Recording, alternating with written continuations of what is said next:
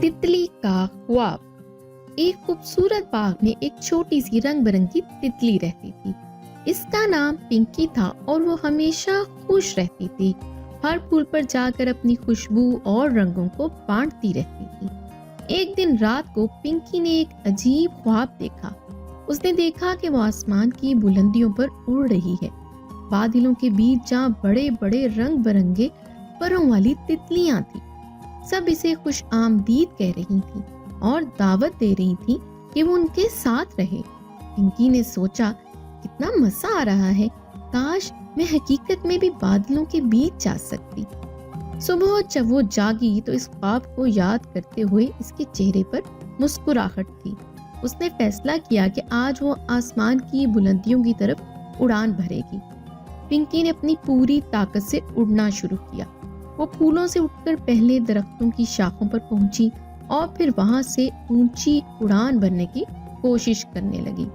लेकिन कुछ देर बाद उसने महसूस किया कि उसकी ताकत कम हो रही है और सांस फूल रही है। वो नीचे आ गई और थोड़ी देर रुककर सोचने लगी।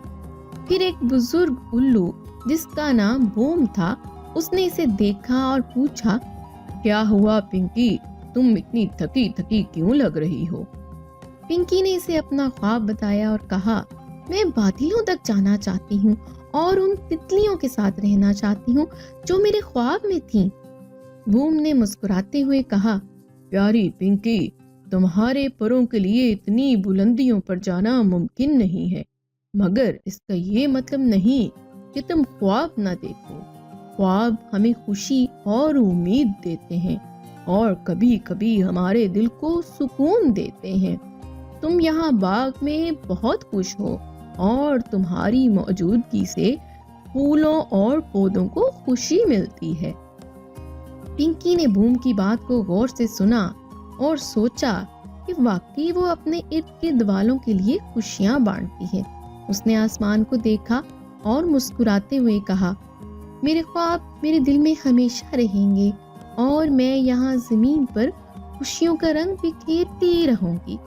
यूं पिंकी ने अपने ख्वाब को दिल में बसाया और हर रोज बाग में मुस्कुरा कर फूलों के साथ अपनी जिंदगी खुशी खुशी गुजारी। इस कहानी से हमें सबक मिलता है कि ख्वाब देखना खूबसूरत है, मगर अपनी जगह की कदर करना भी बहुत जरूरी है। मजीद ऐसी दिलचस्प और मजेदार कहानियाँ सुनने के लिए अभी हमारे चैनल को सब्सक्राइब कीजिए। तब तक के लिए अल्लाह हाफिज।